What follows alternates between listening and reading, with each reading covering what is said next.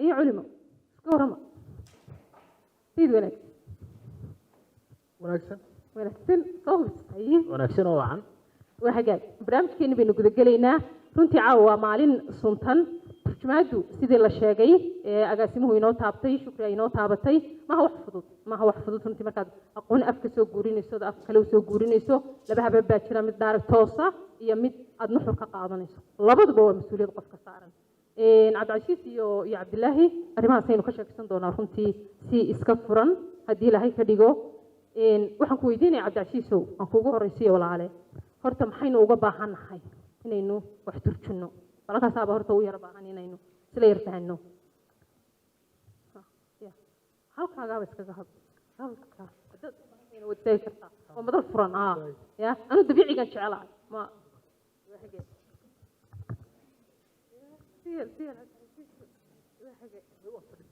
war dhamaaday waad mahadsantihiin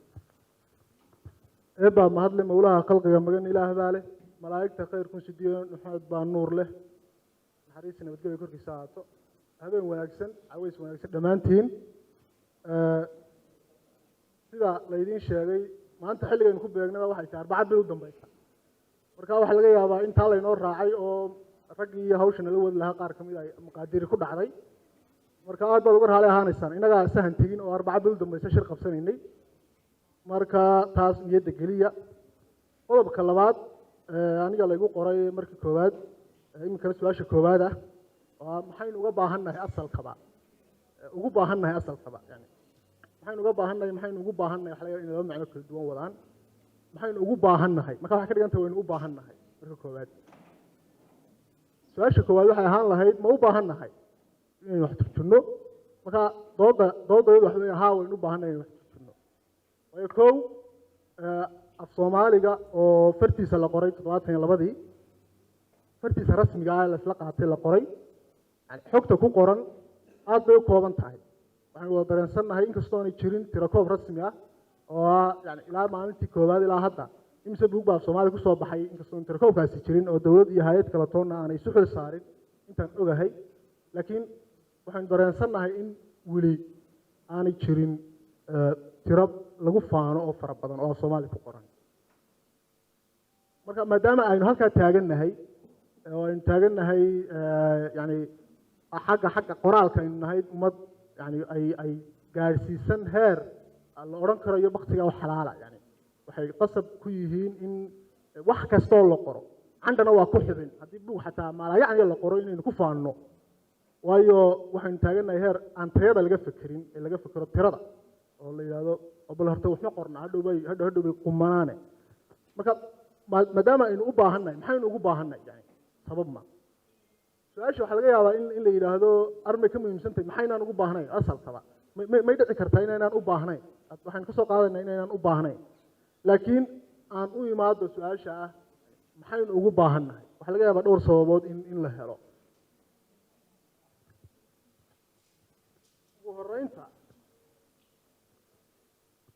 ugu horeyn turjumiddu waa fan waxa weeyaan art waa fan wey maadaama ay fan tahay maxaa meesha ka baxaya inay tahay science ma aha turjumid waa fan waxa weeyaan waxay leedahay hal abuur waxay leedahay curin waxay isugu jirtaa min guurin iyo curin labadaba qofka wax turjumayaa wuxuu isku mar yahay turjumaa iyo qoraa labadaba isku mar buu yahay marka hawsha qofka turjumaanka ku dhacdaa way ka badan tahay qofkii qorayay qoraalka la turjumayo hawshii ku dhacday way laba hawlood baa isku saaran inuu horta soo fahmo inuu hubiyo inuu fahmo oo isku hawl ah iyo inuu soo wareejiyo oo weliba sida ugu mas-uulsisan ee ugu xilkasnimada badan uu soo wareejiyo marka qoraal 2008 uu qoray qoraal la yiraahdo Kalafal KLEFFEL Kalafal wuxuu yiri qoraalka waxa la yiraahdaa art of translation ama fanka turjumaadda wuxuu ku bilaabay wuxuu la hadlayaa akhristayaasha Mareykanka la hadlaya marka wuxuu ku bilaabay markaad Mareykanka iskaga nooshahay way kuu fududahay inaad iska hilmaanto in dunida badankeedu aan Ingiriisi ku hadlin dadna as dhigato oo aad u qaadato in suugaanta caalamka xooggeedu aan Ingiriisi ku qornayn inaad taa ilowdaa way kuu fududahay haddaba si aynu u akhrino wanaagyada waxyaabaha dunida kala qorto kuweena u gaadhsiino waa in qoraayada xirfaddaa lihi culays saaraan fanka turjumaadda ay ku furfurtay hadalkiisa halkaa uu leeyahay markaad maraykanka ku nooshahay waynu ku bedelan karnaa markaad dhulka soomaalida ku nooshahay ummad kasta markay meesheeda ku nooshahay qumanaheeda qoorta u sugan uma warhayso waxa dalka ugu dhow ee ka afduwan lagaga dhaqmo laga yidhaahdo sheekooyinka ka jira suugaanta ka jirta marka inaynu dunida u furanno waa sababta koowaad aynu ugu baahannahay turjumaad waxa weeye inaynu dunida u furanno dhaqan ahaan taariikh ahaan suugaan ahaan falsafad ahaan diin ahaan wax kasta bulsho ahaan nafsad ahaan wax kasta oo lasoo qayb kasta oo dadka laga soo hadal qaadi karaba inaynu horta nidhaahno maxaa la hayaa maxay dadka kala hayaan inaynu fahanno maxaa sheekooyin ka dhex guuxaya xabashida inoo dhow oromada inoo dhow carabta inta inoo jirta oromada caanfarta maxaa sawaaxiliga maxaa ka dhex guuxaya qofka soomaaliga ah reer guuraaga ah ee iska socdaa lugta unbuu reer guuraa ka ahaa laakiin maskaxda wuxuu ka ahaa bartiyaqaan buu ka ahaa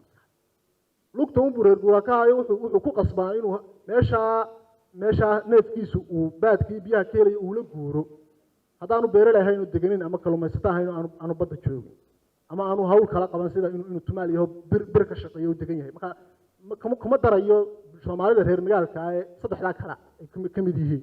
laakiin soomaalida reer miyiga ah oo aan ka soo jeedo ayaan aada u garanaya waayo markaa waxay ahaayeen waana bulshada inqilaabtay fikir ahaan iyo siyaasad ahaan iyo diin ahaan iyo wax kasta ahaanba waana bulshada inqilaabtay gelijiruhu bulshadii kale soomaalida marka lugta unbuu ka ahaa reer guuraaye maskaxda wuxuu ka ahaa bartiyaqaan beesha ugu dhow in uu wixii xeeree soo dhex marag wixii xeer ama dhacdo dhex mara labadooda mooyaane wax kale oo say u dhaqmaan iyo siday mag u kala bixi waxyaalaha faraha badane kale muu sii danayn jirin kiisaa ka badnay marka bulshadii qofkii soomaaliga sidaa ahaa ama bulsho kastaana dabcigooda weynta badan waa sidaa oo bartiiqaan qofku yahay ilaa la helo wax jabiya oo ooda ka jabiya marka turjumaaddu ooda inaga jabinaysaa sababtaasi waa sababta koowaad waa sida waa sabab muhiima sababta labaad aan ku dari karnay waxa weeyaan in ay hodminayso shukri baa soo hadal qaatay markii dhawe afka wax lagu soo turjumayaa wuu ku hodmaa wuu ku ballaadhaa wuu ku naaxaa marka turjumadu badato mar erayadii aan laga yimi aan aada loo isticmaali jirin baa dib loo soo baktay afuufaa boodhka looga soo tumaa oo turjumaanku wuxuu u baahdaa erayo aan aada loo isticmaalin laakiin xasuusta duugga ah ee fog lagu ilaaway inuu soo foqo oo maalinlaha isticmaalka maalinlaha ku soo dabaalo ayuu ku dadaalaa markaas taas markaa turjumada awooddaasay leedahay inay erayada iyo eray bixinaha afka wax loo soo turjumaya uu horu maro nin aqoon-yahana oo reer jarmala oo walter benyamin la yidhaahdo ayaa wuxuu leeyahay curis la yidhaahdo the task of translation oo malahayga haddii soomaali lagu turjumo noqonayso shaqada turjumaanka maxaa shaqo u yaalla qoraalkaasina waa qoraal ay tahay qof kasta oo turjumaanaha ama daneeyo turjumadu inuu mar uun noloshiisa ka mida u akriyo weliba marka intaanu wax soo saarinba the task of translator turjumaanka maxaa wax shaqaa u taalla marka wuxuu ku darayaa qodobka ina khuseeyaan ka soo qaadanaya wuxuu ku darayaa in turjumiddu afka wax laga soo turjumayo isbedelada ku dhacee waaweyn ee gun iyo baar ah afka wax laga soo turjumayo isbedelada ku dhacee gun iyo baar ee siyaasad leh falsafad leh ee habfakar leh ee manhaj leh ee dhaqan dhaqaale leh ee sida loo nool yahay leh ee adduun arag leh intaa isbedelkaas oo kale ayaa wuxuu ku dhacaa luuqadaas daba taagan ee wax ka soo turjumata ee ka war haysa buugta soo baxda ee afka ka soo baxda afka lagu qoro ee markiiba turjunta luuqada afka hore saanqaadkiisa leh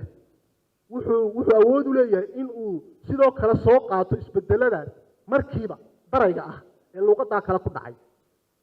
luuqaduhuna isbedelada ku dhaca way isu yara eegyihiin marka luuqadaada haddii aanay dunida u furnayn oo afaf kale u furnayn oo ay iska halkeedaa ku abaado waxay noqonaysaa in lagu wada sheekaysto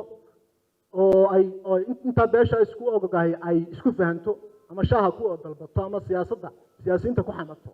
laakiin wixii ka baxsan ee ah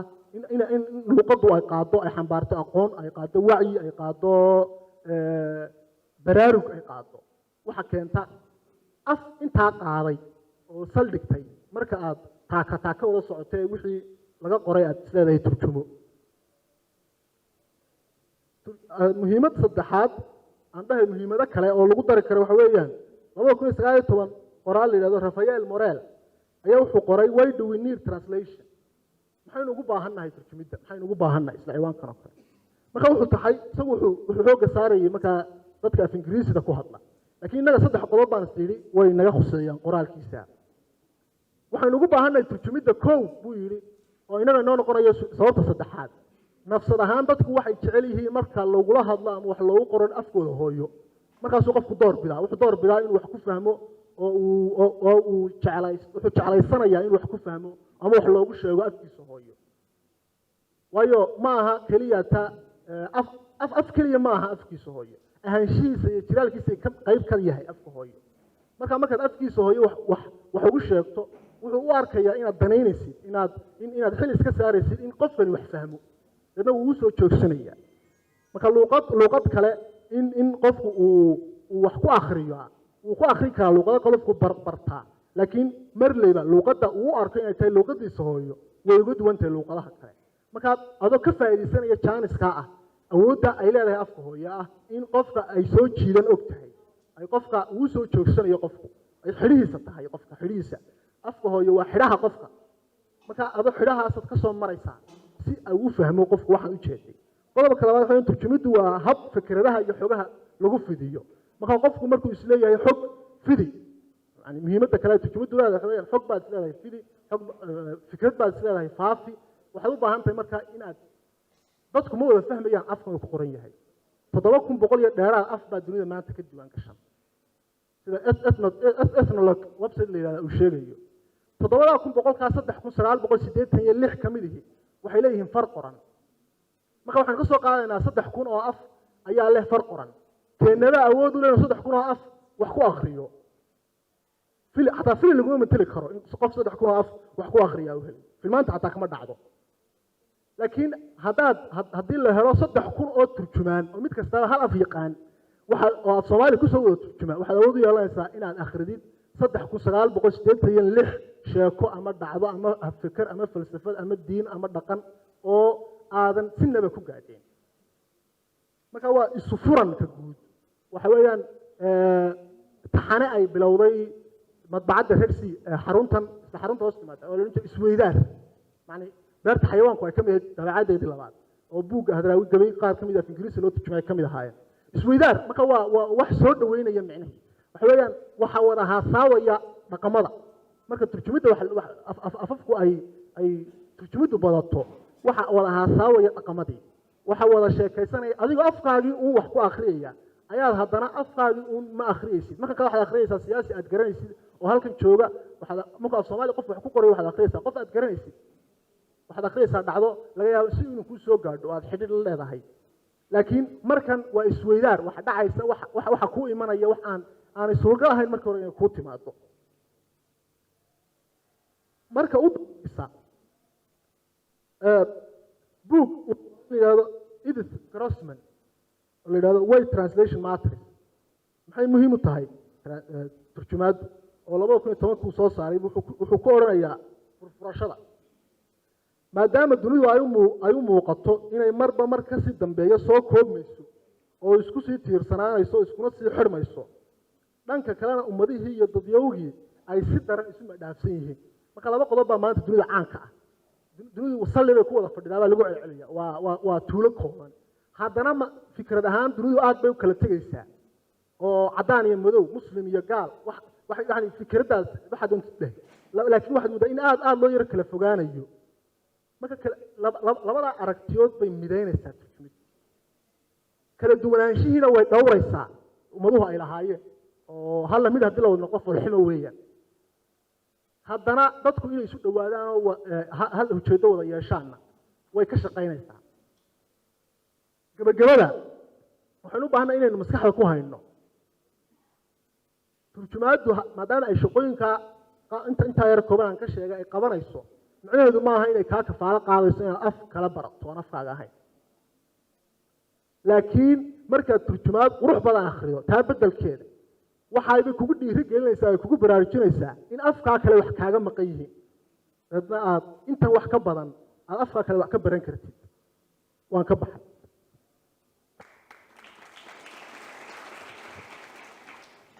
waad mahadsantahay walaal cabdicasiis xog badan baad soo diyaarisay runtii mawduuca marka la galo sida aynu imika arkayno cabdicasiisna inoo iftiimiyey intaynu maskaxda ku haynana aan runtii garan karno ma fududa caqabadaa iman kara culaysyaa jiri kara qofku meelu ka bilaabo inuu hore u garan waayo baa ka mid a bal caqabadahaas aynu ishortaagi doonaa insha allah isdul taagi doonaa cabdilaahi raagi bal waxaan kaa weydiinayaa walaal wax yar aragti ahaan mawduuca waad ku dhex jirtaa runtii aqoon ahaan ama akhris ahaanna waxaan ogahay inaad runtii akhriska iyo dhigaalka aad aada ugu jirto mawduucanna aad xoogaal u tahay runtii maxaad is odhan kartaa ugu muhiimsan caqabadaha qofka ka hor iman kara marka uu is idhaahdo wax turjun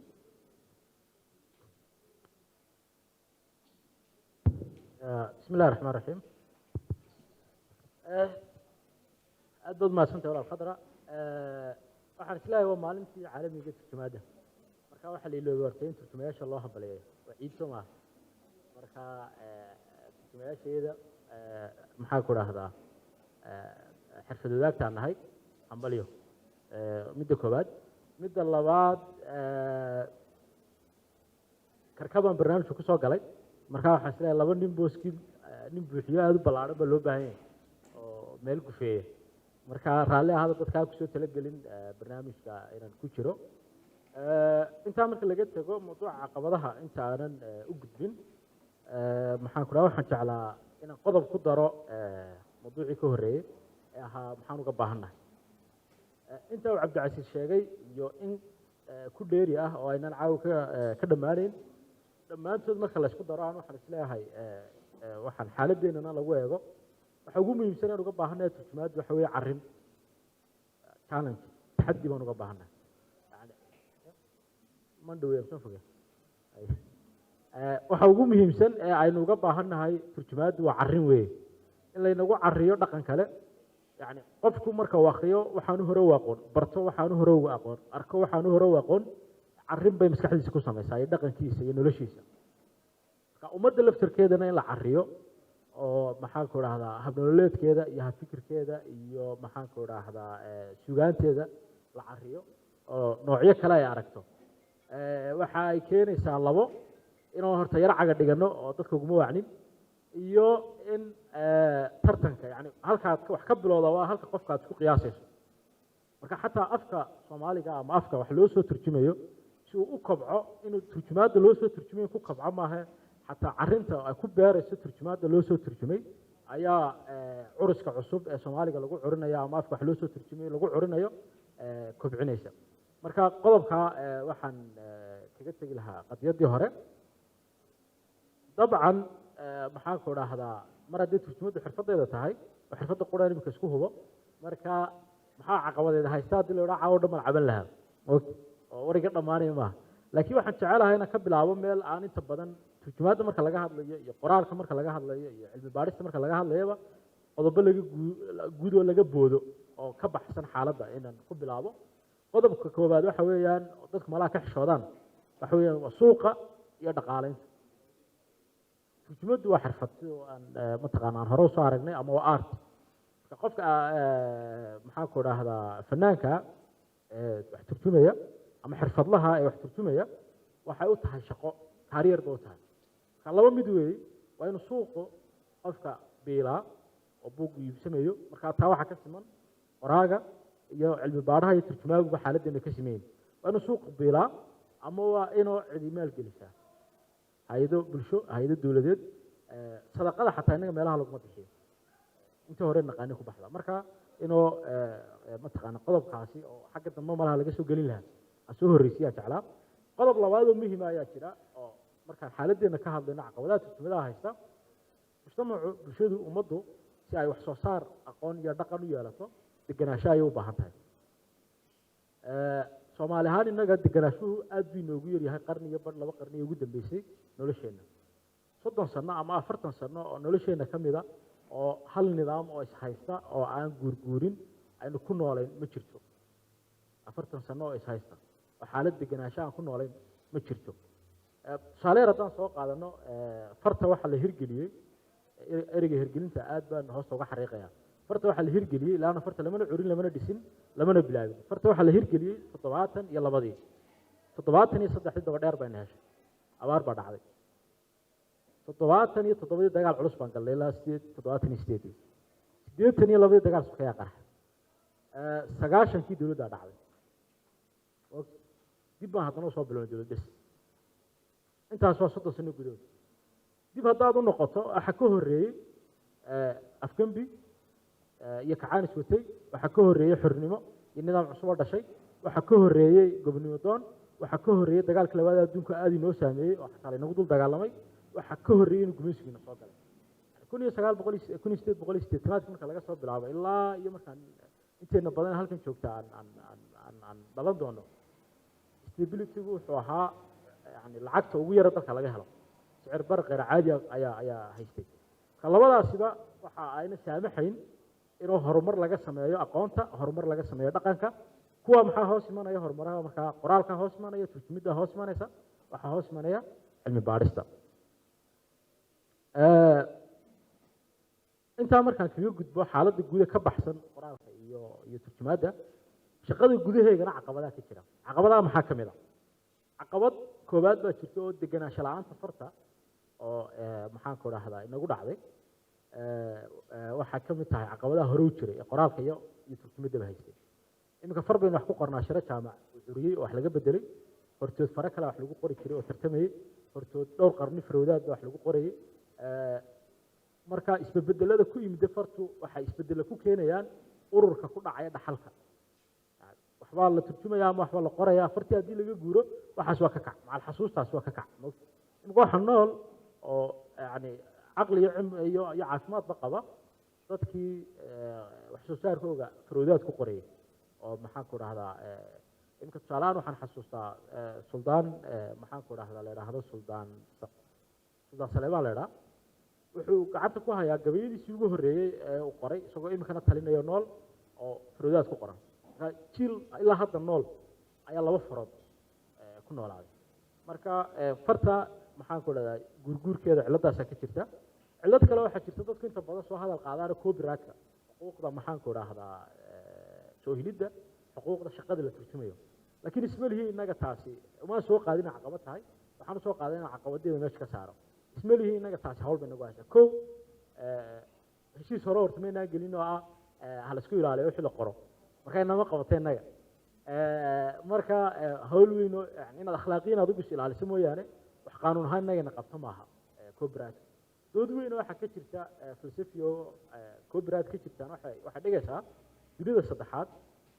wax walba laga sii hor diiwaan gashaday xaq ma loogu leeyahay in la yiraahdo noo ilaaliya xuquuqda fikriga سواء يعني حقوق الفكرية قرار كانت يلا إلى عالم كإمك هرمريا إمك حبرنا يا إمك حديقة معناه واحد كده أنت هاي نضوف فردية لا يو أنت ساعات خدعش مركا هالك دودي بكفران مركا عدي نيت كويس راح ترجمته أنا حدا أقول دي رجل اللي أنا أقوله البدك الجلين كوبرات وضبطها مركا اللي جسوا جورو أفكر ترجمة أنا هاي ستا عقبضه عقبضه كوادا كوب لعبة يا حوي aqoonta qofku uu leeyahay labada af yani afka wax ka soo turjumayo iyo afka wax u turjumayo teena markaynu Soomaaliga nidhaahno waxa loo qaataa sidii wax iska diyaareen qofka Soomaaliga yaqaan mar hadaad u dhalatay oo ku hadasho Soomaaliga waa taqaanaa laakiin Soomaaligu waa af afkuna waa cilmiguna waa barasho marka isku haleynta qeyr caadiga ah qofku inuu Soomaaliga yaqaano mar hadduu Soomaali yahay ku dhasho hooyadii aabbihi kula sheekaysto intuu soo korayno Soomaali ku hadli jiray xooga ma baahna inuu Soomaaliga barto laakiin afku wuxuu leeyahay xeerar wuxuu leeyahay maxaan ku dhahdaa isbedel yani ereyga laftirkiisa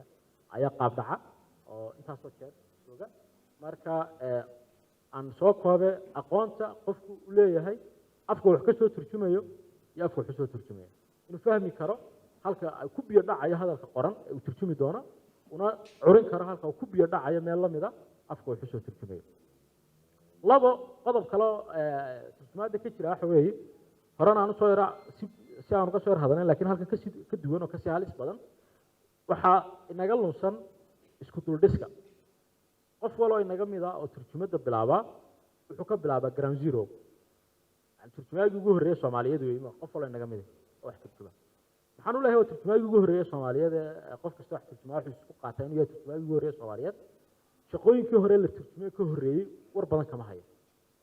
tu isaga ku xidhan iyo tu duruufta ku xidhan baa noqotay laakiin war badan kama hayo taasi waxay keenaysaa in erey kasta dib loo turjumo weer kasta dib loo turjumo mafhuum kasta dib loo turjumo wixii dadkii kaa horreeyaa shaqo qabteen inaad ku dul dhisto waxay kaa fududaynaysaa culays badan oo keliya kugu dhici lahaa inaad qaado marka hadday kaa tahay inaad dadka hore liidayso ood kala weyn tahay iyo hadday kaa tahay inaanad kaba warhayn iyo hadday kaa tahay iyo hadday tahay xaaladda oo inaanad helayn intuu bay dhici kartaa laakiin ciladaas way jirtaa isku duldhisku wuu nagu yaryahay ama maba jiro erey labaad baa cilad kalaa jirta oo isku duldhiskana dhinac kala xidhiidha goonideedna dhinac u taagan waa erey bixinta erey kasta yani qoraalka marka la turjumayo erey bixino cilmiya baa jira yani erey bixino la isla yaqaano waxna waa erey oo macnuhu afeed buu leeyahay waxna waa erey bixin oo macno gooni oo la iskula bartay buu leeyahay ka erey bixin kasta turjumaadeedu waa culays jira weeye oo turjumaha qabsada mar walba wuxuu doonaha turjumaya waxa ugu fudud ilaa waxa ugu culus sayniska markuu turjumayo waa cilad haysata qayb ka mid a waxaa xalin lahaa maxaan ku dhahdaa isku duldhiska hadduu jiri lahaa waxaa laga yaabaa inuu qofku heli lahaa ereyadan imika ka shaqaynayo in hore looga shaqeeyo tusaale ahaan guddidii fartu qaamuus bay soo saartay erey bixinta qaamuuskaasi fiil kastaba waxbaa kaga jiray fiilkaagu inaad ka doonato maaha fiil kasta waxa laga turjumay waxaa kaa caawin kartaa inaad la qabsato aad xirfad u yeelato sida ereyada loo orinayo ama loo turjumayey imika tusaale yar baan rabaa inaan aan xuso qofku marka uu isagu turjumaayo koowaad isku qaato mar walba inuu maxaan ku dhahdaa waxa dib wax cusub markii ugu horeysa wax walba turjumayo ama uu bixinayo ka soo qaaday masalan cilmiga la yidhaahdo sociology-ga cilmi ijtimaaca waxaa lagu turjumay cilmi bulsho caan baxday bugaagta gashay hirgashay qof baa wuxuu isku dayayaa inuu turjumo wuxuu masalan ku turjumayaa kasmadadeed ama kasmadad waa garan karna halku ka keenayo ereyga imku dhisayaa laakiin ceebta waxay ka imanaysaa wax hirgalay inaad wax kale ka dabageyso in adiga lagu fahmi waayena way keenaysaa inuu laba fahan loo kala qaato sociology-ga loo turjumay cilmi bulsho iyo sociology-ga loo turjumay kasmadadeedku inay laba shay kala yihiinna way keeni kartaa marka ciladaasina way jirtaa masale kale halkaa kusii jirta erey baxanta iyo isku duldhiska oo ah kuma qasbanid erey kasta inaad turjunto ma jiro adduunka af maxaan ku dhahdaa yani dhiiggiisu nadiif yahay inuu dhiig kale ku jirin yani ereye kale ku jirin tirakoobyada qaar waxay sheegaan 3 af oo derisa inagana inay la derisa carabiga beershiyaaka ama farisiga iyo kurdiga waa 3 af oo derisa mid walba ka kale waxaa kaga jira ugu yaraan 30% ilaa 35% erey 30% ilaa 35% erey oo farisi iyo carabiga ku jira ilaa heer gaadhayno ereyadaasi quraanka lagu isticmaalo quraanku waa standardka ugu sareeya ee af carabi gaadho quraanka ku soo arooro ereyo asalkooda hore ka soo galeen carabiga farisi marka kuma qasbin erey kasta turjum ereyada qaarkood waa la soo xirogeliyaa waxa laga dhigaa xero dhalad ya oo la qarameeyo ereyada qaarkood marka waxaan u socdaa مثلا guddigii fartu standard ay dejisay oo maxaan ku radaa isticmaali jireen ayaa wax naga caawin lahaa 4 darajo ahaa ereyga marka la turjumayo erey Soomaaliya loo raadiyo oo macnihiisa qaadi kara ereyga marka la turjumo hadii ka loo waayay erey loo kabo marka 2 erey 3 erey la iskugu qabto si erey bixinta u turjumo hadii loo waayo in loo eego af carabiga oo ah afkan dhaqan ahaan iskugu dhownahay ama majaal thaqaafiya ku wada jirno xayndaab xadaariya ku wada jirno laga soo qaato saddexdaa mid baa hadii jirno ereyga sidiisa loo Soomaaliyeeyo oo dhawaqiisa Soomaali lagu qoro ka ceeb ma aha inaad erey ajnabiya Soomaali ka dhigto hadii loo waayo wax kale taa marka aan wala soo reegayna soo kooba laga rabaa filaya haddaan 3 qodob oo kooban ku daro waxa jirta mas'alo kale iyaduna muhiim ah oo aan dareesanahay dadka qaarkood inaanay xaqeeda siin ama aan ku xisaabtin qofku aqoon intee leeg buu yahay waxa uu leeyahay waxa uu turjumo marka laga yimaado labada af ay ku qoran yihiin shayga laftirkiisa mawduuca la turjumayo intee leeg wada qoran leedahay yani saad mesela buug taariikha af uga soo rarto af kale uga soo rarto waa inaad taariikhda laftirkeeda wax ka taqaano leanno cilmigu waa xirfaddana ehelkeeda yaqaana marka haddaad xataa aanad aqoon gooniyo u lahayn inaad markaad shaqada qabanayso turjumayso xil iska saarto inaad fiilka wax ka barato wax ka akhrido wax ka dhegaysato aad aqoon guud iyo aqoon gaaraba u leedahay fiilka aqoonta wax laga soo turjumayo oon afkaan aqaanaa oo qura anaad ku kooban cillad kaloo ina haysata haddaan turjumayaasha nahay waxaa ka mid a tixraac la-aan tixraaca waxaad uga jeedaa qoraal mawduuc mucayana la xidhiidha fiil mucayana la xidhiidho soomaaliya kooban yahay sidaan hore u sheegnay waxaa kale oo tixraac la-aanta mushkiladu ka jirtaa encyclopediaska ama maxaanku idhaahdaa mawsuucaadka waaweyn fiilasha loo sameeyey fiil kasta ay leeyihiin ma ogi in qaybka yani mid ka mida la soomaaliyeeyey taa macnaheedu waxa weye wax kastoo turjumayso waxa weeye waa inaad ugu noqoto adigoo soomaali ka dhigaya marjiciisu inuu noqdo haddana af kale oo ajnabiya inuu noqdo inaad ugu noqoto sharaxaadiisa ama faahfaahintiisa ama halka loogu noqonayo ama halka laga sii fahmi karo laga sii ballaarsanayo ama halkaad adiga laftirkaagu kaashan karto in af kale ay noqoto qadiyad ugu dambaysa ee aan cilladaha ka mid waxa weeyaan oo cabdicasiis dhinac ka taabtay baasha fikradda loo yaqaano maandeeqeynta dhaqanka reer guuraaga geeli jirka in soomaalinimada lagu soo koobo dabadeetana wax kasta oo erey bixin loo raadinayo ama turjumaad loo raadinayo laba meelood laga raadiyo baadiye iyo geeljire marka yani nololo badan oo khibrado badan wata oo erey bixino badan aan ka heli lahayn oo reer magaalnimo leh oo reer xeebeednimo leh oo maxaanku idhaahdaa badmareennimo leh oo magaalooyin waaweyn oo saldanado iyo tanin leh dhaqamo badan oo deegaan oo beeraleya waxaasoo dhan waxaanu uga tallaabsanaa inaynu hasha u doonano maandeeq u doonano maxaanku idhahdaa erey bixin iyo af soomaali yani af soomaaliga ugu saxsan waa af soomaaliga maandeeq markaad turjumaad samaynayso waa inaad asalkii u noqoto waxaad ka tallaabsanaysaa markaa dhaxal dhan oo kaa saacidi lahaa waxyaabaha qaarkood inaad turjunto intaasaan kusoo koobaya wasalaamu calaykum waraxmatullahi wabarakatu mahadsanid walaal cabdilaahi raage wallaahi caqabadii way iska badan yihiin runtii mararka qaar qofka akhristaha ah ee loo soo turjumay ama raba inuu bal maaragtay mawduuc jira uu ka yar war doono ayaaba caqabadu ay ka hor imaadaan aniga tusaale ahaan luqadda carabiga luqadda weyga hor marka aasaaskii baan ku helay carabiga taa macnaheedu waxa weeyaan dee axaadiistii iyo qur-aankiina waxaad ku dhiganaysaa luqadda carabiga markay luqadda aasaas ku noqonaysay yacni muggaagii carabigu weynaanaya berigii dambe markaan jaamacadda ku jirnay jaamacaddeeda international bay ahayd waxaa iman jiray dad kala duwan waxaa iman jiray markaa niman dhalinyaro ah oo diinta islaamka aad u faafin jiray oo maraykan ku noolaa markaas idhahdo muxaadarooyinkooda bal ka war doon ingiriis bay dabcan ku bixin jireen aayadaha ay sheegayaan axaadiista ay sheegayaan hore igumay soo dhici jirin xitaa haddaan isdhaahdo akhri qoraalada ay qoreen ama waxay igu qaadan jirtay inaan dib u fahmo xadiiska ama aayadda ama numbarka waata number baa la raaciya markaa kuu sheegaya aayadda numberkeedii ama suuraddii tii baan dib ugu noqon jiray aniga oo tii la wareersan ayaa maalin aan asxaabna igu yidhi waxaad samaysaa dhibaata ku haysataa markaad aayadda akhrido ama xadiiska akhrido waxaad ka fakeraysaa carabigii baa ku imanaysa laakiin isku day maadaama luqaddan ingiriiska lafteeda aad garanayso bal erayada inaad iyada fahanto waan waday aakhirkii waxay noqotay inaan aan aayad ingiriiski ku qoran aan sideeda u fahmi karo lakin waxaan garan karaa dee muddooyinkii iyo tacabkii ay la soo martay waxaan hasta sheekeer baan idinku darayaa nimanka dhalinyarada reer galbeedka diinta islaamka aad u faafin jiray markaan daawan jiray ayaa galab anigoo xaafadda ku daawanaya ayaa waxay la fadhiday maamo aan ehel nahay muraayado weyn baa markaa halkaa taalla nucmaan cali khan inaan la idhaa weyn waa laga yaabaa qolooyinkiin af ingiriisiga ku xidhan inaad aad u dhegeysataan nucmaan waa nin bakistaaniya waa nin qurux badan suudh buu sitaa maxaadiruu sheegaya maamadayda ila fadhidaa aayadaha qur-aanka dhegeysanaysaa dadna waxay isu qaban waayeen inan kan shidanee suudhka sitaa iyo qur-aankan way soo jirta waxay ku tinayaa fiishlahan iyo maxaa iska galay aayadahan qur-aanka ah waa qosla waxaan ku idhi duruuf baa ila gashay in yara kaadib horta aan dhegeyste runtii marka caqabadu way iska badan yihiin intaasna waa kaftan aan ku darayo runtii laakiin ma sahlana mawduucu wax yar su-aal kale inuu in yar isdul taagi doonaa cabdilaahi raage iyo cabdicasiisba marka uu qofku isdhahdo wax turjun mararka qaar waxaaba ku adkaanaysa dee meesha wax ka bilaabi lahaa mawduucu weyn sidaad iminka idinkuna xog aad u ridan baa nala wadaagteen oo labadiina mawduuca waa ku jirtaan balaan cabdillaahi raagi kugu horeysiiyey inagoo waqtigan iska soo koobaynaa dadka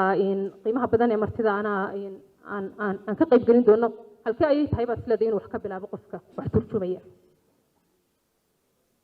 may weyn soo cabdillaahi raagi adigoo weliba soo koobaya aynu siino halkee laga bilaabaa soo maaha waxaan isleeyahay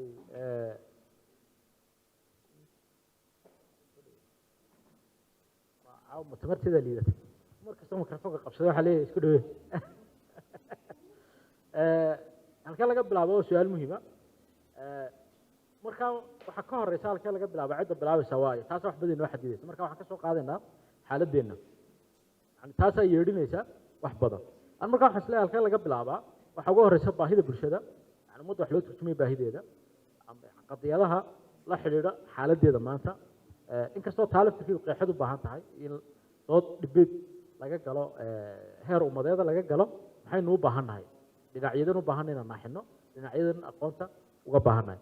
waxaa kaloo baahidaas waa baahi markaa xilliga ku xidhan maanta maxaa ummadda baahi haysa laakiin waxaa kaloo baahi asaloo mar walba jiraysa ah in aasaaska la turjumo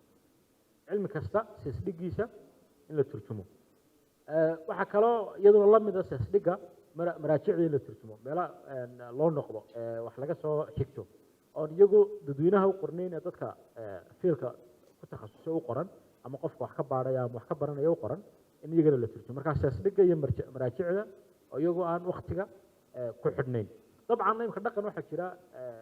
madbacdaha waaweyn iyo jaamacadaha waaweyn ba ay sameeyaan oo ah in si joogto ah loo cusboonaysiiyo buugta noocaasa buugta seesdhiga cilmiga asaaska uga fiil kasta iyo buugta encyclopediaha maxaan ku idhaahdaa koobaysa mawduuca ama isku dayeysa in ay koobto labadaa markaan ka nimaadno waxaa kaloo yani meel wax laga xadido noqon karta marka halkee laga bilaabay taagan tahay juqraafiga halka aynu joogno inagoo kale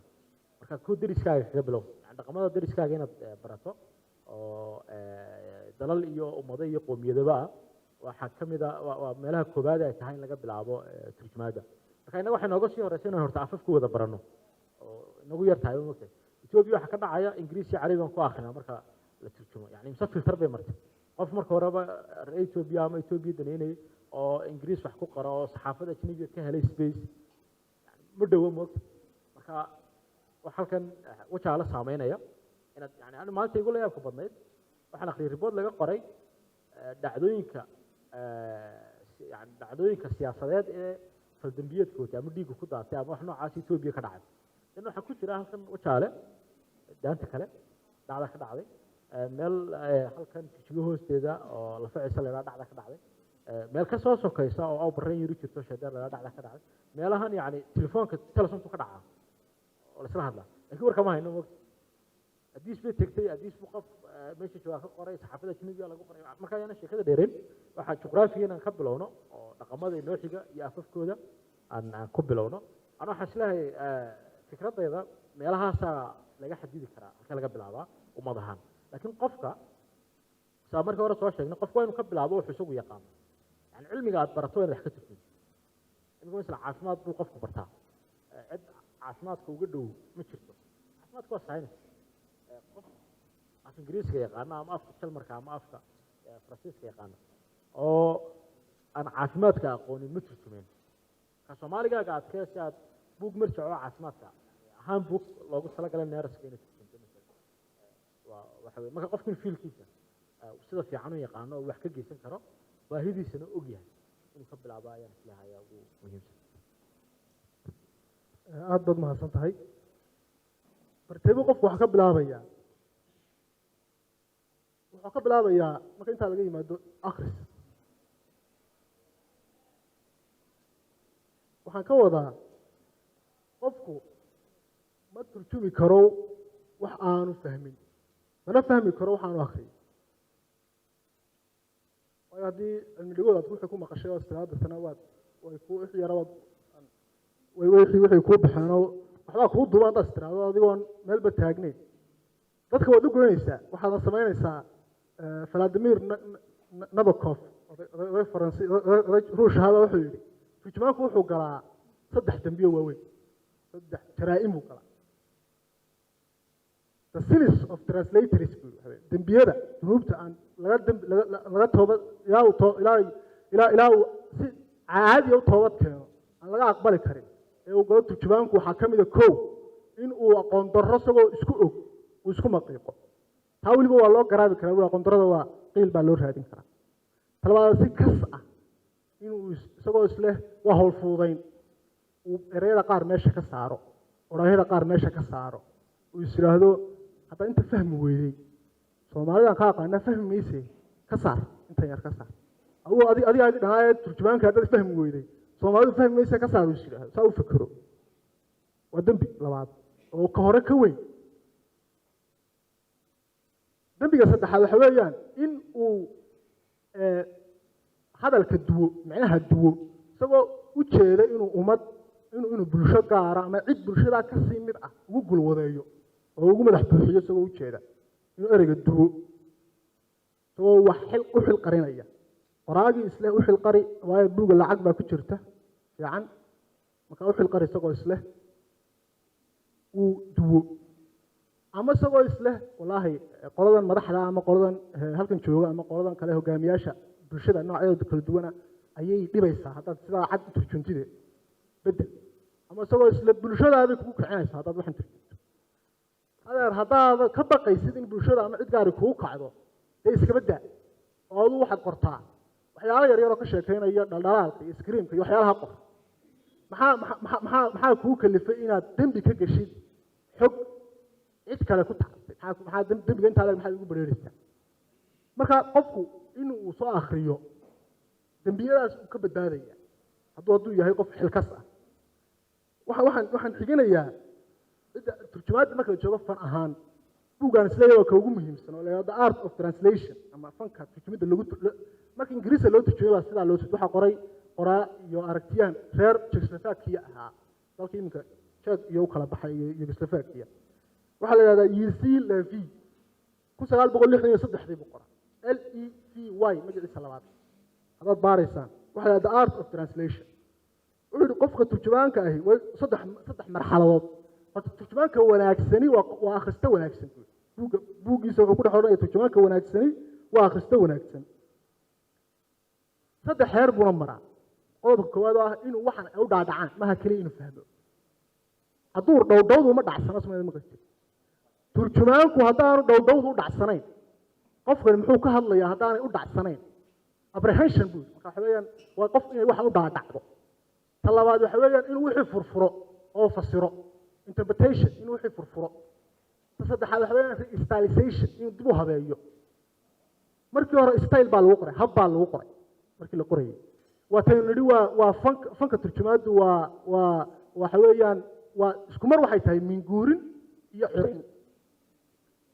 waxaad u fakeraysaa sidii iyo qoraagani af soomaali wax ku qorayo markaad tahay turjumaad daacada oo hagaagsan oo aan dembiyada iska ilaalinaya oo dhowrsoon markaad tahay waxaad isku dayaysaa in aad turjumaanka ka dhigtid soomaaliyeysid Edward Said buuggiisa the text the critic and the well wuxuu ku leeyahay ma dhici kartaa in qofka la maxalliyeeyo aragtida la maxalliyeeyo in la qarameeyo in maxalli laga dhigo waxaan soo wada garanayno oo gudaheena inaad Karl Marx ka dhigtid qof Soomaali oday Soomaali oo fikiraya af Soomaali wax ku hadlaya fikirkiisu ha ka sarreeyo hadduu doono inta taqaano ha ka duwanaado baan ka wadaa ariga ka sarreyn baad doonay laakiin ha ka duwanaado fikirkiisu sida aad u fikirto Soomaali ahaan laakiin sida Soomaalidu isula hadasho Karl Marx ma kula hadli karaa isagoo dhintay ma kula hadli karaa qof kastoo soo qaadid mid ruush wax ku qoray mid Jarmal wax ku qoray mid Ingiriis wax ku qoray mid Carabi wax ku qoray ha waa haddii la helo turjumaan u soo fahmay horta sida Jarmal Karl Marx siduu u jeeday ee Jarmalaysay haddaad u soo fahanto adiguna waad u gudbin kartaa si Soomaaliyeysan marka micno ma laha inaad erayo inoo soo waarido waxa micno laha inaad aragtiyo inoo soo waarido caqabad baa halkaas ku soo lamaan bilowga oo ah af Soomaaligu waa af hodan bayna afkeenu waa hodan laakiin waxaan leeyahay afkeenu wuxuu hodan ku yahay marka agabka miyiga la sheegay beer dheh dadka miyiga magaalada ka yar duugsan beeraleyda dadka xoolo dhaqatada xoolo raacatada tan waa koor tan waa koortii waa 100 eray leh sidii loo soo qorayo waa 100 eray leh eray ma jiro eray agabka Soomaalida ku saabsan intaan ogahay oo laba macne hal wax erayga marka tiraado koor laba wax looma yaqaan hal eray baa loo yaqaan hal wax baa koor loo yaqaan marka eray agabka Soomaalida miyiga ku saabsanaa oo laba macne ma jiro eray kasta macne uu leeyahay waxay muujinaysaa hodannimada halkaas ku jirtay laakiin marka aragti timaado waa sabool Soomaali ma qaado aragtiyaha abstract waxa aragtiyaha aan muuqan ma qaado wuxuu qaadaa ay tusoo ay taabsiin waliba miyiga marka la joogay tusaalahan tusaalahan soo qaato garta sida marka haddii la helo eray aragti qaadi kara oo af Soomaali barax tirana sida loogu miir beelay erayga bal u fiirsada gar oo kaliya cidna laga helay dadna waxa la gar darro gar cadaawi gar nasteex gar naqsi garbeeg eraygii baa 100 jeer la tumay oo xagga laga yimi xagga kale laga yimi halkii eray baa wuxuu noqday sal uu noqday laakiin koorbal u fiirso koorbal ka soo hel eray kale oo ay yada sal u ah hal eray koor ma jiro eray kale sal u ah yada laakiin garnaq ku xidhiidhsan oo ay ka timi eray ka yimi laakiin erayga garnaqsi salkiisu waa gar cadaawi waa gareexo waa garawshiyo waa garwaaqsi waa eraygii gar ayaa darkaa waa la qalajiyey waxaynu ku noqonay yug baynu ku noqonay sidaynu u luqeeyay cabdicasiis tamo dhan waa la sifaynaya gar marka la yidhi gartiisay u dhacday yani sifay sheegay laakiin waxaan ka wada xogayaan gar eexo iyo gar isku micno maaha gar iyo gar cadaawi isku micno maaha waa laba waxoo kala duwan bay sheegayaan marka la leeyahay waxaan waa gar eexo marka la leeyahay waxaan waa gar cadaawi laba waxoo kala duwan bay sheegayaan laakiin waxa labadaba ku jira isla eraygii gar oo la tarmiyey marka waa tarmin marka waxaan taasaahan baan soo qaadanay qabyada qofku markuu sidee xaqada wax ka bilowdaa sida uu sheegay ha isu arki saaxiib ilaa calay inaad tahay turjumaankii koowaad hatta kii boqolaad waayo waxa dhici karta in qabyo badan baa farta Soomaaliya ku jirta oo isla garowsanahay may saldhigan farta Soomaaliya laakiin in baa la isla qaatay in baa hergashay qof aan intiiba ka adkaan baa ayaa raba inuu wax kale saantii xaawada la kiciyay tiri ii soo biiriyo war saaxiib eray bixinada jira tamarta aad ku bixinaysid sidaan eray cusub eray hore u jiray aad eray cusub u sameeysid waxyaalaha ugu qosolka badnaa waxa kamid ahaa nin baa wuxuu yiri wasaaradda ciyaaraha waxaan odhanaynaa wasaaradda bardoodanka sidii erayga ciyaaru yahay eray amxaari ah ama carabi ah yani marka erayga bardoodan buu ayaa laga yaabaa inuu carruurnimada aad u bardoodami jiray dadna wuxuu yiri eraygan baa aad kuugu dhow bardoodanka noo jiray isagaa garanaya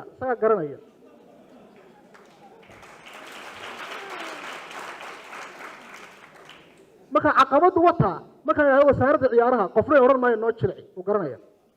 wuxuu garanaya wasiirka haysta xataa laakiin haddana wasaaradda bardoodanka horta in bardoodan la isla fahmaa waqti qaadanaysa marka waxa weeyaan waxaan uga socod salaah soo qaadanaya eray bixin hore u jirtay intaad ka daba tagi lahayd aad soo silic dili lahayd aad soo xabaalnoolin lahayd saaxiib tama fiican baa kugu jirtee eray cusub tamartaa geli oo eray cusub oo inaan hayn computer ba inaan hayne kaa geli oo kaa bardoodan soo bixda doontid adaa doontid waxaa tiraa computerku waa bardoodano laakiin bal bardoodan haynaga gelin meel eray hore usii jiray ha ku celirin dhulka waa lagu kala hagaagay intaasaan kaga baxay شكرا عبد العزيز وكل درين بك أحد لنا يا هاي ولا هاي قدير بكتير الكذا بتقولي مركز أنا قوايد أنا قدير بكتير إمك مركز عبد العزيز ورمي بردوتن كيو يعيارته صادر أوي مهم وشيء ولا يقولوا فهم يا أخي عندي نو فسر قرآن أفك رياض أفك سواق على ناس هاسي اللي مدين دي اللي يقولوا فهم يو أنا عندي كورنين وراح نحوها أوردني مركي هرو رير بالكيمي كده أو مال خلينا نقص صباح يعني أفكو وحبي كلام مهلان وحبي كلام برتان وحبا أكل جوشة مركا مالتو إريجن أفك سواق علي أفك الله سومالي وكلام ده مثلا أفكو واس عبرات سوما qofka soo cabiro hadlo marka qofka aqoonyahanka afka kuwii ugama xaq badna qofka aan aqoonta u lahayn afka ugama xaq badna waxa qof kastoo Soomaali garan karo adu xaq uma lihiin inaad ku tiraahdo waxa Soomaali maaha oreer uu garanaya maskaxdiisa ku jira sawirkii yani ereygii iyo sawirkii isku haystaan erey kale oo isagu ugu dhajisneen sawirka intaad soo qabato xirfadaada soo qabatay xarifnimadaada intaad ugu dhajiso ha ugu yeedhin oo kana ka saxsan kan wuxuu qofku fahmi karaa afka marka ereyga lagu garanayo walka Cabdi tamar badan iskaga bixinay ereygan lagu garanayna afka ajnabiga ku hawlgal sidoo kale qodobada yar badan qodob kale isna ku daba jira waxay noo xasuusteen qodobka labaad waxa weeye oo islaa xagga dambe aad ku dartaan sidaan imika lahayn afafka waxba kala qaataan Soomaaligu wax laga ma qaato ceeb waxa jirta hadii la Soomaaliga af kale ay wax wadaaganba waxa assumption-ka koowaad waxa koowaad qofka maskaxdiisa ku dhacaya waxa weeye waxaan Soomaaliga ka keenay yani sida Soomaaliga ka soo daatay waxaan Hindiya laga keenay yani waxaan Carabiga laga keenay waxaan Talyaaniga laga keenay ka soo qaadino Hindiya qaadato ka soo qaadino Carab qaadato ad marka koowaad baa ka soo bilaabin shakadaada inaad adu wax soo qaadato qol walba waxa taqaana laga qaataa hatta hadaad cid kale ka soo qaadato waxa ka taqaano ayaad ka soo qaadatay adna waxa taqaano ayaa laga qaatay su'aalaha halka rabaa inaan ku daro buugga aanada nagay Ibrahim Hawd baa waqti yar horeeyay 2 sano meelaha ka hor ayna asxaabta kamida ayaa muraajaca ka qoray qorfaan ka qoray mafhuumka ereyga aano wado afka Carabiga laga soo waayay aano mafhuumka uu sido ereyga aano fahanka aanadu sidato afka Carabiga laga soo waayay yani Arab Afrikaana waa loo sharxay macnaha oo erey uu yiri macnaheedu waxa weeye aanada ma yaqaanaan ma aha inuu inaga liisarin ag xarisan aanada ma yaqaanaan iyagu argosiga yaqaanaan argosiga qofka dilay ama qofka xugeysay si guud ah looga jaro aanadu laakiin way ka yani qofka hayb wadaagaan baa u go'a marka aanayda ka 300 sano ka hor galay inaad u go'daa laga yaabo mafhuumka aanada kuma jirto dhaqankaas marka ayana ku dheeraan qodobkaas rabeenan qofkii dambiga ku galo oo magaranto yani higaadii la qaldo higaadii hab qoraalkii la qaldo oo cilada ka yimaadaan taasi mushkilad bay noo raacdo oo ah nidaamka iskuulkeenu ma garanayo meel ciladu ka jirto yaa dareemay midalan caruurta ka yar imka iskuulka ama jaamacadda ku jirta tagas markay ku soo qoreen fariimo kugu soo qorayaan ya okay cilad xaga dambe inuu ka cabanayeenba waa inay kala raalgelin yaa dareemay marka mataqaan caruurta ka yar dugsiga sare ama jaamacadda inuu ku jira markay fariimo kugu soo qorayaan WhatsApp-ka Messenger-ka meel inuu ereere kugu soo diraan assalaamu calaykum walaal waxaan waxa alkeed joogtaa waqti erey yani xabad inta waqti marka gaadhay inuu 2 sentence ku sheegay 2 weerood in ku sheego in cod ku soo duubo hadal xiriirsan ma qori karayo qaciladu waxay ka sii bacnay intaan la soo gaarin yani mujtamaca jiilka soo kacaya taqriiban qof yani la dadaalay ama isugu dadaal galay mooyaane mushkilad waxay ka jirtaa Soomaali caadi qof ma qori karayo salaamu calaykum walaalo xabad buu ku dhigay marka hadii qoraal gaadhan waa cilad kale mushkiladda ay walaasheen sheegtay ayno hadii qoraal kala khaldo macnuhu khaldamaya hadduu macnuhu khaldamana meel kale ay kula tagaysaa oo tii loo oran jiray common in dishay moogta hakad baan dilay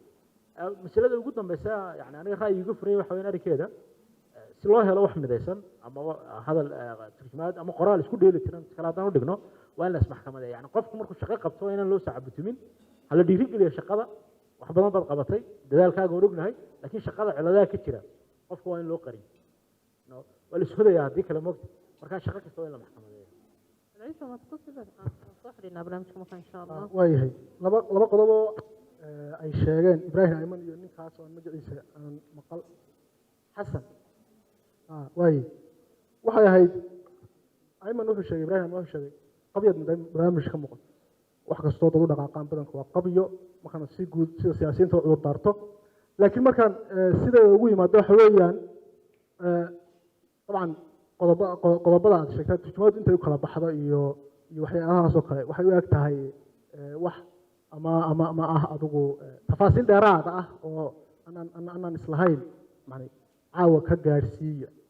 marka laakiin waa qodobo muhiima tusaale ahaan isku mid ma aha markaad suugaan turjumayso yani sheeko faneed gabay maanso guud ahaan markaad turjumayso iyo markaad turjumayso qoraal cilmi ah oo tusaale ahaan saynis ah ama falsafada ama diin ah ama wax aan ahayn mala awaal aan ku jirin qaybtaas curinta halabuurka ah ee sheekafaneed ku jirta iyo maansadu markaad turjumayso isku mid ma aha marka dabcan way jiraan waxyaala aanu ka tagnay iyo waxyaalo badan baan dareensanahay oo aanu ka tagnay maaha waa sababtaa ay u tahay inaynu annaga waxaan ahay un hadal bilaabayaal marka hadalka inaynu bilowno dabeetana aynu bal hadda ku darsanno ibraahim oo adigu lafta ka ku darsatay ahayd ama cid kale ku darsato marka waxa weeyaan waa halka laga bilaabaya hadalka halka ku dhammaanaysay maaha qodobka labaad ee xasan sheegay waxa weeyaan erey markaan isiraahdo turjun ma toos baan usoo qaataa ereygii mise micnahaan soo qaataa wataynu hadalkii hore ku darnay yani erey si ma jiro waxa la yidhahdo anu ma qabo inay jirto waxa direct translation turjumaad toos ah mid qalloocdan ma jirto horta laakiin turjumaad toos ah waxa la yidhahdo tusaale ahaan inaad erey dul dhigto ood ku fuuriso dabeedna ay 100% is helaan ma dhici karto waa labada af isku mid bay noqon lahaayeen ingiriisiga erey ku jirta haddaad soomaali erey 100% buuxinaya aad soomaali kasoo hesho ama soomaaliga erey ku jira aad ingiriisiga kasoo hesho 100% mid buuxinaya eraya kasoo hesho badan dee labada af kala duwan way noqdeenba isku af bay ahaan lahaayeen marka waxaan ahaan lahaayeen erayo laba lahjadood bay noqon lahaayeen af guud leeyahay laakiin waxaa jira macno soo dhaweeya nuxurka iyo mid fogeeya oo meel daran ka tuura waxa fiican inaad ka fogaatid ereyga nuxurka fogeynaya ereyga lagula fahmayo afku waa wixii la fahmayo waa wixii la isticmaalayo waa wixii la isgaadhsiin ahaan dadku u adeegsanayaanba afku maaha waxa aad maskaxdaada ka dhex abuuratay maxad yaroo maskaxdaad ka furatay oo afka qeexa ma aha afku waa waxa bulshada dhexdiisa ka jira haddii kaa ummaddu u taqaano qalin micno samayn mayso nin iska hadlayaa lagu arkaya haddaad maantoo dhan dhurtid ama gabadh iska hadlaysaa lagu arkaya haddaad maantoo dhan dhurtid tiraadid qalin af carabigu ka soo jeeda walaalayaal aynu iska bedelno waxaynu u baahannahay inaynu keenno erey kale oo waayo wuxuu u samaysan yahay sida usha sida sarabku u samaysan yahay usha marka wuxuuna leeyahay dheecaan yar marka aynu idhaahno ul dheecaan saahano marka muhiim ma aha inaad sidaa haddaad u fikirto turjumaan hagaagsan ma noqonaysid wax saar loo aayana ma soo saaraysid dadka waad lugeynaysaa waqtina waad ka luminaysaa adiguna waqti badan baad iska luminaysaa marka waxaa muhiima markaan soo koobo turjumidda marka la turjumayo sidaan u aragno inay hagaagsan tahay in micnaha wixii micnaha soo dhaweynaya nuxurka soo dhaweynaya ee qofku odhanaya haa matan buu u jeeday qofku hadduu taa odhan karayo haddaad akhristaha kaga yeersisid haa waa dadaashay haddii kalena maa dadaalid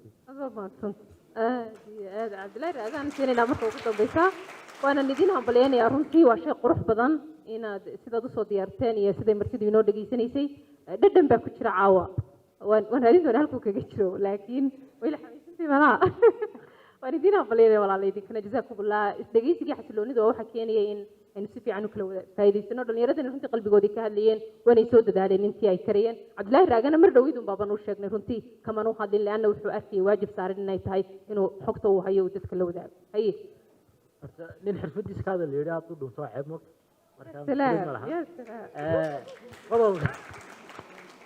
qodobka xasan ka hadlay ee cabdicasiisna faaleeyey anigu waxaan isleeyahay marka laga turjumaad eri ma jirto soo cabdicasiis sheega laakiin waxaa jirta turjumaagu markuu wax turjumayo yuu maskaxda ku hayaa qoraagu maskaxda ku hayaa si akhristuu maskaxda ku hayaa marka wuxuu mar walba xaraf raacayaa qoraaga iyo hadalka siduu u dhigay iyo halku ka soo galay iyo erigu adeegsaday inuu ka culus yahay qoraagu ayuu standard ka dhiganayaa mise akhristaa mushkiladda aan islaahay way jirtaa waa taa anu waxaan doorbidaa in akhristaa awoodda la saaro laanna qoraagu horreer ka soo dhawaatay shaqadu isagu wuxuu odhanaya uu yidhi xataa haddii mataqaanaa ay wax ka qaldameen way soo dhaaftay cidda muhiimaddu ku socotay qoraaguna wuxuu qoray adna waxu turjumaysa akhristaa hadduu akhristuu ku fahmi waayo shaqada inaanad qaban bay ka dhigan tahay marka turjumaadda tooska ama maxaan ku dhahdaa ii sheeg direct translation loogu yeedho waxaan u fahmay inuu qoraaga qofku la xisaabtamo yani qoraaga israaciyo iyo inuu akhristaha oo ku xisaabtamo oo israaciyo marka ta dambaana yani ka anfac badan laanna qofka ay ku dhammaanayso weeyaan cidda ay beegsanayso mahadsantiin asalaamu calaykum waraxmat ullahi